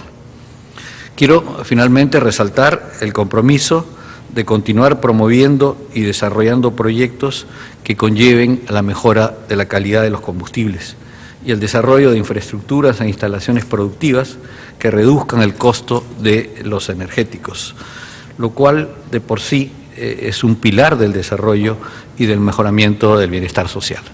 Muchas gracias. Le agradecemos al ministro Mayorga la gentileza que haya venido hasta acá a hablarnos sobre un importante tema que son las políticas de calidad de los combustibles en el Perú, particularmente cuando el Perú ha hecho esfuerzos realmente concretos para lograr avanzar en este tema. A continuación, me complace presentar al señor Iván Besic Ponce, quien es director ejecutivo de la Asociación y representante de automotrices del Perú, ARAPER. Él hablará sobre la reducción de emisiones, norma de emisiones vehiculares y calidad de combustibles. Por favor, un fuerte aplauso para el señor Besic. Bueno, tengan todos muy buenos días. Yo voy a hacer una exposición en representación de la Asociación de Representantes Automotrices del Perú, ARAPER. Es un gremio empresarial que agrupa a todas las marcas de vehículos presentes en nuestro país, que son aproximadamente 80 marcas debidamente representadas. Hay que tener en cuenta que el Perú no tiene una industria automotriz propia, por lo tanto todos los vehículos que ingresan básicamente son importados. Tenemos un mercado con una apertura total, por eso es que hay una oferta absolutamente diversificada. Los costos de los vehículos en el Perú son de los mejores en la región, conjuntamente con Chile. Los demás países de la región tienen costos de vehículos que fluctúan entre un 15 y 50% más caros que en el Perú, ¿no? Por lo mismo que no tenemos una industria nacional, no tenemos mucho que proteger y podemos acceder a la tecnología de nuestras casas matrices rápidamente. Bueno, creo que ha sido una mañana muy interesante. Ha habido la primera exposición sobre el tema de Cofigas, la carga inteligente, que es una muestra de un sistema o de un programa sumamente exitoso en nuestro país. Y después hemos estado hablando del tema de combustibles, que es un tema bastante complicado, en el cual considero que nuestro país todavía está en deuda, y el mismo ministro ha reconocido que hay muchos pasos por adelantar, o muchos pasos por dar en ese sentido. Yo voy a hablar un poco sobre los límites máximos permisibles o las normas de emisiones vehiculares y la armonización o correlación que deberían guardar con la calidad de combustibles. Los límites máximos permisibles para vehículos gasolineros y diésel en el Perú se dan por primera vez en el año 2001, y de alguna manera, gracias a la intervención de límites máximos vehiculares, aprobándose las normas Euro 2 o TIR 0, cualquiera de las dos alternativas, para la importación de vehículos nuevos a partir del 2003. Y se prevé que a partir del año 2007 los vehículos que se incorporen a nuestro parque deberían cumplir la norma Euro 3 o TIR 1.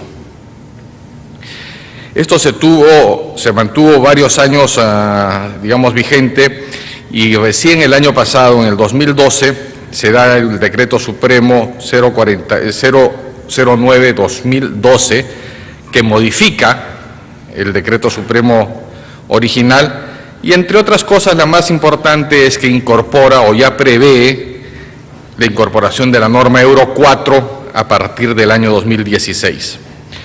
Acá quiero hacer notar una cosa. Si ustedes ven la norma original del 2001, fue emitida por el Ministerio de Transportes y Comunicaciones. La segunda norma, la del 2012, ya fue emitida por el Ministerio del Ambiente, quien asumió, ¿no?, las facultades y competencias para la emisión de ECAs y test máximos permisibles en nuestro país. Lamentablemente, en esta última norma, que también fue gestada y preparada por el Comité Aéreo Limpio, el Ministerio del Ambiente eliminó un artículo que establecía el necesario condicionamiento del combustible y la normativa de los vehículos. Antecedente de azufre en diésel. Tenemos que por el año 2001 se publica una norma técnica peruana de combustibles, donde se fija las especificaciones del diésel en 1.500 partes por millón. Lamentablemente esta norma es dejada sin efecto por una resolución del mismo Indecopi, posteriormente, ¿no? En el 2005 se publica una norma técnica diésel, especificaciones que establece un diésel de 350 partes por millón. Estamos hablando del 2005.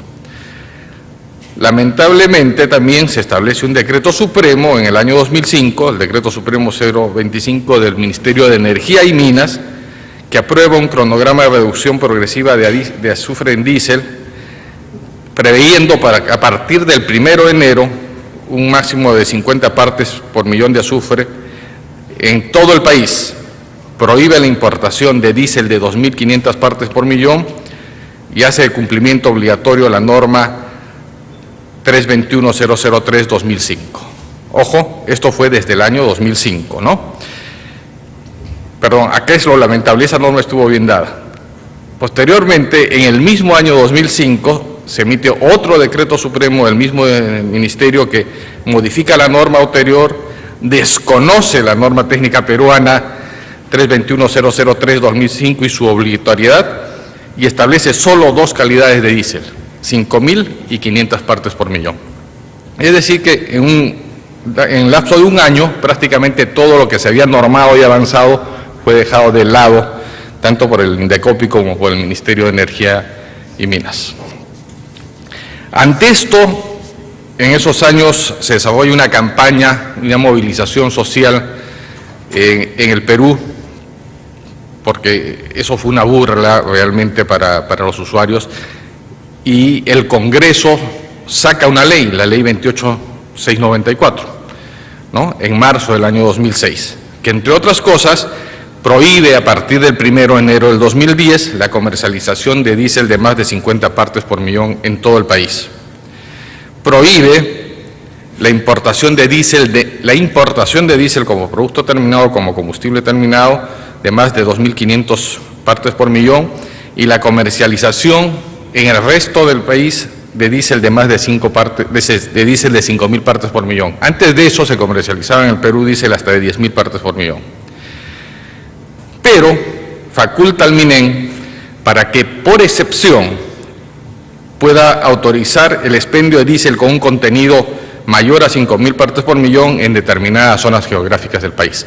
¿Cuál fue la intención de esta excepción? En el Perú hay 2 o 3 refinerías chicas que están en zonas bastante aisladas del resto del país, la refinería del Milagro, la de Iquitos, que tienen, digamos, un efecto muy limitado y local, y a esas refinerías no se les podía exigir la disminución del azufre. Ojo, esto es, se estaban dando estas pautas con un horizonte de 5 años. Estamos hablando que en el 2005, en el 2006 se hablaba de que en el 2010 ya debería estarse produciendo este tipo de diésel limpio.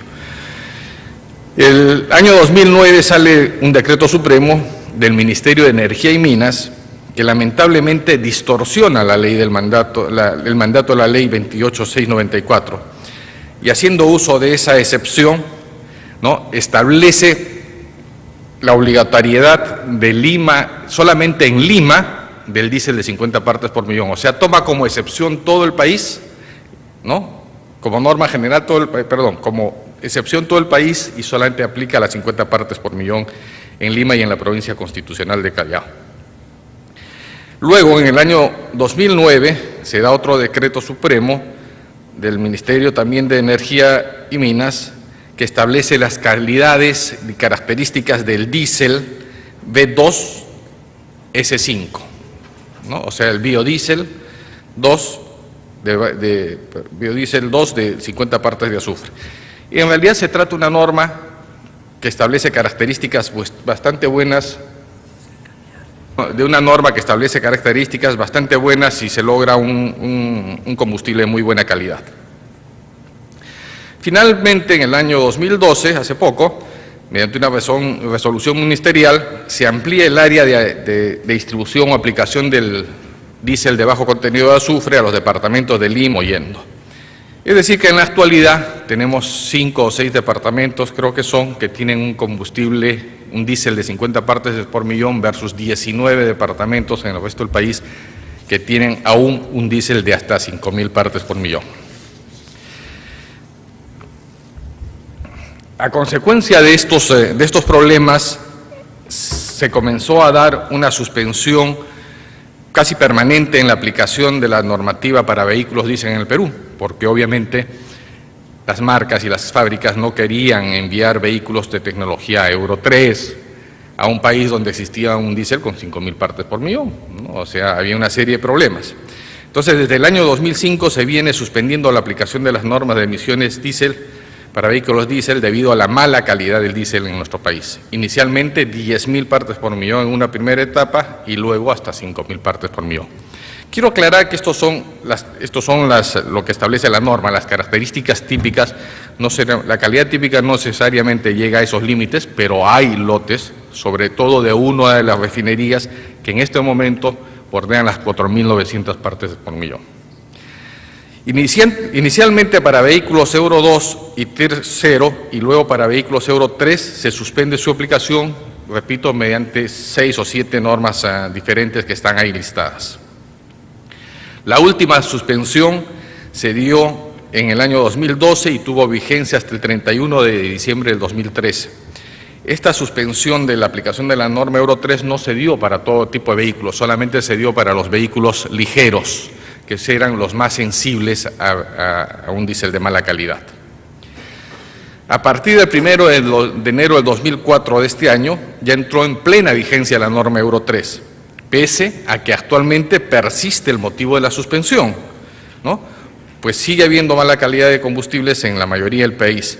Sin embargo, hay que destacar que desde el 2010 en la ciudad de Lima y desde el 2012 en los departamentos de Lima, Arequipa, Puno, Cusco y Madre de Dios, se cuenta con un diésel de buena calidad o de muy buena calidad. Acá tenemos un cuadrito. Les dije que actualmente en el Perú existen 2 tipos de diésel, el diésel de 5.000 partes por millón y el diésel de 50 partes por millón, ¿no? Si nosotros vemos acá, tenemos como referencia el World Wide Fuel Charter, que es una guía de toda la industria automotriz y establece, de acuerdo a las normas de emisiones, la categoría de combustible que le corresponde y algunos indicadores básicos. Tenemos la norma STM, que también la tomamos como referencia, y tenemos las normas peruanas, una norma obligatoria, que fue obligatoria en el año 2001, pero que fue dejada sin efecto, una norma referencial, que es la actual, ¿no?, del 2005, y esta es la regulación técnica que no fue trabajada por el Comité Técnico de Indecopi, sino el Ministerio de Energía y Minas dispuso de frente el cumplimiento de esta norma. ¿Ok? Entonces, esta columna amarilla es la de cumplimiento obligatorio actualmente en nuestro país. Y vemos que permite hasta 5.000 partes por millón. Sin embargo, vemos que la calidad típica, ¿no?, de nuestros combustibles, de nuestro diésel, es 2.173 partes por millón, habiéndose llegado a picos, como les decía, hasta de 4.890. Obviamente esto cumple con la norma peruana obligatoria, pero no cumple con la recomendación del World Wide Fuel Charter, que recomienda como máximo para vehículos de la categoría de Euro 3, 300 partes por millón, ¿no? Después tenemos el recuperado, el 90% recuperado máximo en el tema de destilación, donde también acá se cumple. Sin embargo, esto es irrelevante porque hay unas cuantas, algún lote que pueda haber escapado del rango máximo, que en este caso era 360, ¿no? En ninguno de estos casos, ni en los promedios ni en los máximos, se está dentro de las recomendaciones de lo establecido por la industria automotriz. El índice de cetano, ¿no?, es lo recomendado por la industria automotriz, en este caso es 48, lo que dice la norma técnica es 40, que es bajísimo. Sin embargo, la calidad típica sí alcanza un promedio de 53, máximo de 61, es decir, que está por encima de lo que pide la norma, ¿no? El punto de destilación, en principio, también está bien. Entonces, ¿esto qué significa? Que, digamos, este diésel, pese a ser sumamente un combustible anticuado y de alto contenido de azufre, es cumplido, ¿no?, por las refinerías o por los importadores, con excepciones muy puntuales. Partes por millón, que vendría a ser nuestro diésel moderno, que sí es un diésel de muy buena calidad y que vemos que cumple prácticamente todos los requerimientos del reglamento técnico emitido por el Ministerio de Energía y Minas, y también cumple con todo lo especificado con el Euro 3, ¿no? O sea, es un combustible adecuado. Tenemos el azufre en Latinoamérica. Este es un cuadro que nosotros hemos variado un poco los parámetros de medición. Y si es que vemos, de acuerdo a la información que nosotros tenemos, el único país que actualmente está en un rango entre 4.000 y 10.000 partes por millón en Sudamérica es el Perú. Es decir, que somos los más atrasados en este aspecto. Acá tenemos esto de manera gráfica, ¿no? Este es el contenido de azufre que tienen los diferentes países entre el 2013 y el 2020 previsto. Tenemos que en Argentina ya se habla de 30, Bolivia aproximadamente 2.000, Brasil 1.000 actualmente, pero con un programa ya muy claro de reducción, Chile clarísimo, Colombia 500, pero también con un programa claro de reducción de 50 partes por millón, Ecuador igual 500, pero ya encaminado hacia reducir a 50 partes por millón en plazos muy cortos, México entre 50 y 500, y Perú nos mantenemos en 5.000 partes por millón, y no hay hasta ahora una norma que establezca un plazo perentorio. Solamente hay ofrecimientos que hemos escuchado de las refinerías que para el año 2016 o 2017 tendrían un combustible de 50 partes por millón. Pero no hay. Uruguay 50 partes por millón y Venezuela 2.000. En realidad no tenemos mucha información de Venezuela, no sabemos cuál es la realidad. Y acá tenemos las normas de emisiones que están vigentes en esos países, ¿no? En el caso del Perú, actualmente la norma Euro 3, previsto la Euro 4 para el año 2016, que ya no necesita un diésel de 50 partes por millón, sino de mucho menos, de 15, ¿no? Bueno, acá está lo que ya les comenté. Hay muchos países que tienen procesos de modernización de las refinerías con inversiones sumamente importantes, ¿no? En el caso de Perú no tenemos, hay procesos en marcha, pero no tenemos definido una fecha para la entrega de combustible limpio.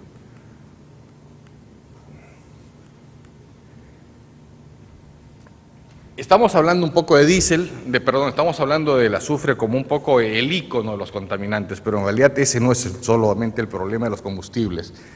El contenido de azufre en diésel es solamente unas características importantes que requiere el combustible para ser utilizado por vehículos modernos y lograr así menores emisiones, mayor rendimiento y por ende máximos beneficios a la sociedad. El índice de cetano, la curva de destilación, el punto de inflamación, la viscosidad, la lubricidad, el punto de obstrucción y otros parámetros también son importantes para tener un combustible de buena calidad y adecuado a vehículos modernos. Luego tenemos el caso de las gasolinas o gasóleos. En el Perú, las normas técnicas de cumplimiento obligatorio provienen del año 81 y el año 84. Es decir, que ambas están totalmente desfasadas. Tienen aproximadamente 30 años de antigüedad y, entre otras deficiencias, ¿no?, permiten un contenido de azufre máximo de 2.000 partes por millón. ¿Perdón? No te entiendo.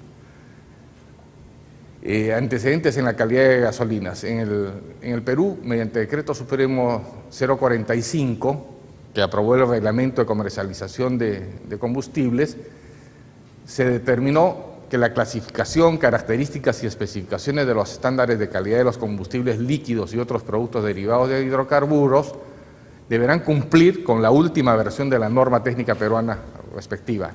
Y para aquello no previsto en las normas citadas deberán cumplir con la norma ASTM. Y establecía que en el caso de las normas técnicas peruanas aprobadas con posterioridad a la entrada en vigencia de este decreto, que fue el 20 de julio del 2001, el MEN establecería la fecha de su obligatoriedad. No nos olvidemos que las normas técnicas peruanas en el Perú solamente son referenciales. Para que sean de cumplimiento obligatorio, el sector correspondiente lo tiene que terminar así. La norma técnica peruana 321 del 2002 de gasolinas de uso motor reduce a 1000 partes por millón el contenido de azufre, pero es solamente referencial debido a la interpretación dada por el MINEN a la norma indicada en el punto anterior, ¿no? Claro, esta se aprobó el 2002 y esta norma es el 2001, por lo tanto solamente es referencial, la que baja a 1000 partes por millón y seguimos teniendo una gasolina con 2000 partes por millón de azufre. Esta norma, la norma técnica peruana 321, cuya última versión fue el 2012, se encuentra actualmente en proceso de revisión.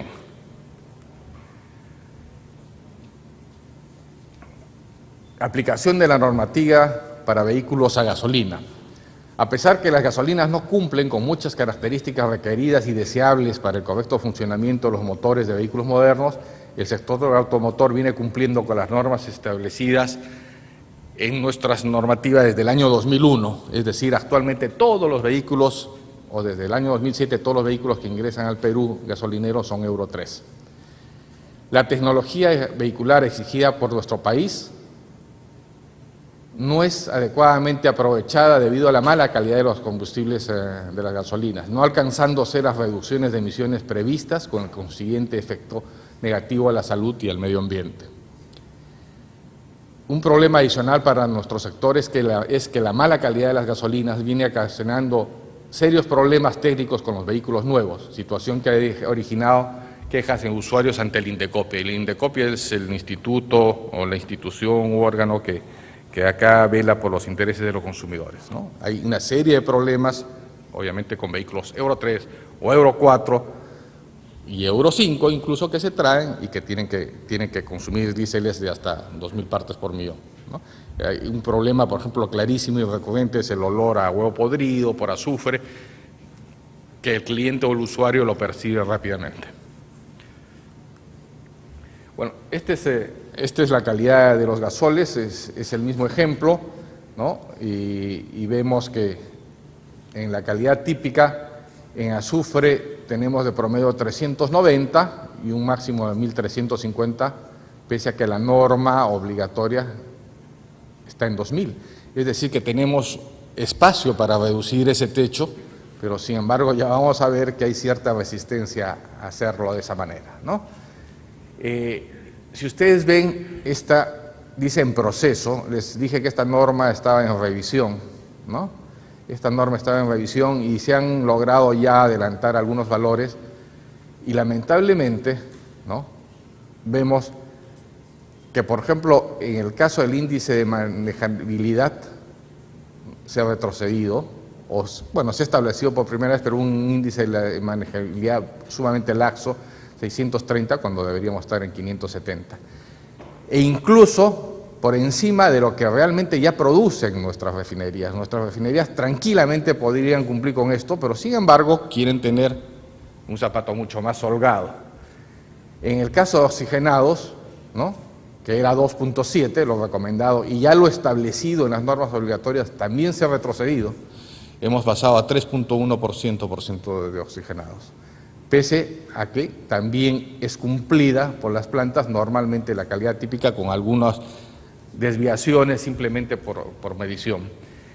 En el caso de la presión de vapor, cuando todo el mundo está tratando de bajar, ¿no?, el World Fuel Charter recomienda presiones de entre 7 y 9 PSI, La anterior norma establecía 10 de presión de vapor, ahora hemos saltado hasta 11. Es decir que realmente las nuevas normas técnicas que se están trabajando no están avanzando, estamos retrocediendo y no se nota una voluntad por parte del sector de hidrocarburos en avanzar en ese sentido. O tenemos el azufre de gasolinas, igual, el Perú es uno de los países que tiene la peor calidad de gasolinas en relación al contenido de azufre en Sudamérica. Acá tenemos un cuadro igual de gasolinas, ¿no? Perú con 2.000 partes por millón, Euro 3, Euro 4 para 2016, y ningún país, aparentemente ni Venezuela, tiene estos contenidos de azufre.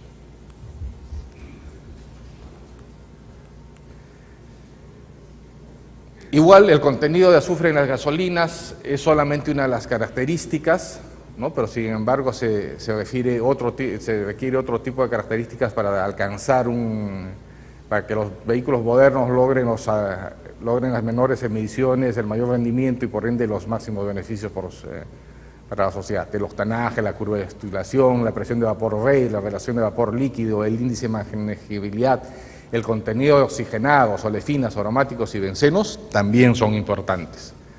Si bien ya se retiró el plomo de nuestros combustibles, que fue, por ejemplo, un proceso muy interesante donde sí hubo un gran consenso de todos los sectores, ¿no? En algunos casos el plomo ha sido reemplazado por el manganeso, que es otro metal pesado de uso prohibido o muy restringido a nivel mundial. Este manganeso es suministrado por el mismo fabricante y proveedor de plomo. Cuando se acabó el negocio de plomo, comenzó a producir manganeso, ¿no? Y como repito, es sumamente cuestionada su utilización. Hay algunos países que lo permiten, algunos no, y los que lo permiten con restricciones muy severas, contenidos de 8 miligramos como máximo, o solamente en gasolinas de bajo octanaje, o que se anuncie en los surtidores claramente el contenido de manganeso en este combustible para que el usuario pueda tomar nota de esto. En nuestro país no se han detectado lotes de combustibles hasta con 80 miligramos de contenido de manganeso. Bueno, este es un cuadro que resume un poco los valores tanto de azufre y de diésel, ¿no? También hay una columna al final donde se ve que varios países están haciendo inversiones importantes en la modernización de sus refinerías. Finalmente quiero hablar un poco del Comité Técnico de Normalización, que es un grupo de trabajo compuesto por 3 sectores, el sector producción, el sector consumo y el sector técnico o académico, que es el que encargado de establecer de alguna manera cuáles son los valores que deberían cumplir los combustibles. Estos valores son solamente referenciales, repito, y el ministerio correspondiente es el que se encarga de hacerlo de cumplimiento obligatorio inmediato o en procesos de adecuación. Lamentablemente el sector producción viene asumiendo desde hace años una posición de resistencia a la mejora de los combustibles.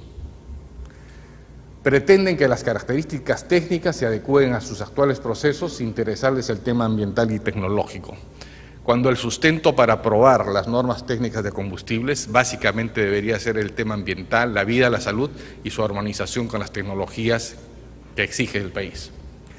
El sector técnico está compuesto mayoritariamente, el tercer sector, que es el sector técnico, está compuesto mayoritariamente por empresas o instituciones relacionadas comercialmente con los productores. Básicamente laboratorios, terminales de almacenamiento, que obviamente tienen relaciones comerciales con los productores. El MINEN, el Ministerio de Energía y Minas, que también es parte de este comité técnico, muestra una actitud totalmente condescendiente con los productores. Y lamentablemente otros sectores del Estado son indiferentes o poco activos en este tema. Y acá quiero destacar que uno de los pocos sectores que sí está comprometido con una mejora en los combustibles es el Ministerio de Vivienda a través del Comité de Aire Limpio. Pero el Ministerio del Ambiente, el Ministerio de Energía y Minas, el Ministerio de Producción y el Ministerio de Transportes prácticamente están ausentes de esta discusión que es sumamente importante en nuestro país. el Comité Técnico de Normalización, el proceso de votación, a nuestro entender, deja de ser válido si se presentan conflictos de intereses que hacen que los miembros de algún sector, es decir, el sector técnico claramente, sean aliados de otros de los productores. Cuando dos sectores, digamos, tienen la mayoría de los tres, simplemente es imposible avanzar, y es por eso que las normas de combustibles en nuestro país están absolutamente rezagadas y yo diría prácticamente paralizadas. En caso de interés, pensamos que en caso de interés social es el gobierno quien debe definir las características cuando estos afectan la vida y la salud o el ambiente. No es suficiente que la norma ya esté lista y esperar una etapa de discusión pública que defina las características de los combustibles. Acá debería haber una intervención del Estado, del Ministerio de Salud, del Ministerio de Energía y Minas, de Indecopi, en la discusión de estas normas. Ya estoy acabando. Bueno, en realidad eso es todo. Yo sé que es una exposición muy dura, pero creo que es importante poner las cosas en contexto y decir las verdades. Muchas gracias.